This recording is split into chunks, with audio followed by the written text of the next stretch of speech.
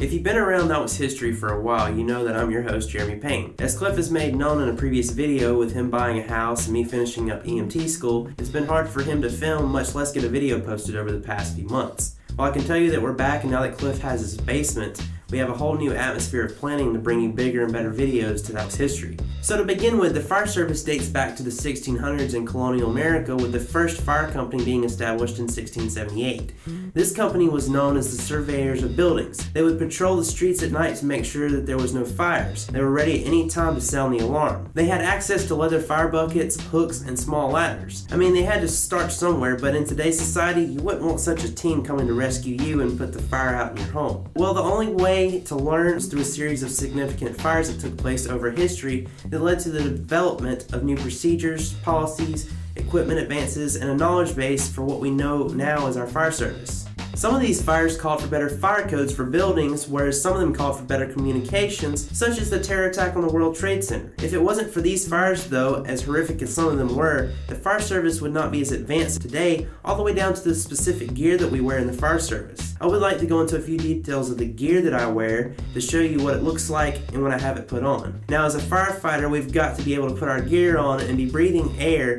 all under 2 minutes, but I'm going to do it a little slower so that you can actually see the different pieces of my gear and tell you a little bit about each piece. So to begin with, Jeremy takes off the shoes he's already wearing.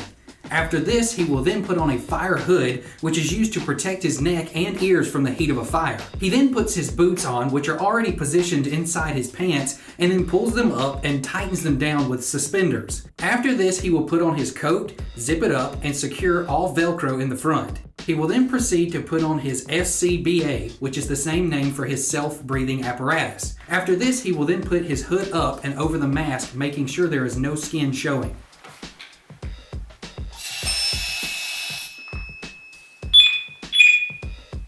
After this, the next and final step is placing his helmet on his head and fastening the strap to make sure it is secure. Last but not least, he then checks to make sure there is no skin showing anywhere on his body, and then places his gloves on his hands. And from here you can see that the gear that firefighters put on is quite extensive. I hope in this little bit of time I have enlightened you on the fire service and where it came from, and perhaps intrigued you to further study the fire service and all it has to offer. Some of my greatest heroes are the ones that fought that day at the World Trade Centers that came in from all over the country to help out the New York Fire Department. I can only aspire to become as brave as some of the many that died that day saving the lives of others. So be safe when fires strike, or even when you're burning something in your yard perhaps, because it is not something to mess around with. Check into your local fire department if you've been the least bit intrigued today. Any questions you may have, just leave them in the comment section down below and we'll answer them appropriately. I hope that you'll subscribe to That Was History if you're new, and if you're not and you're just coming back, we'll see you in the following weeks, and thanks for watching.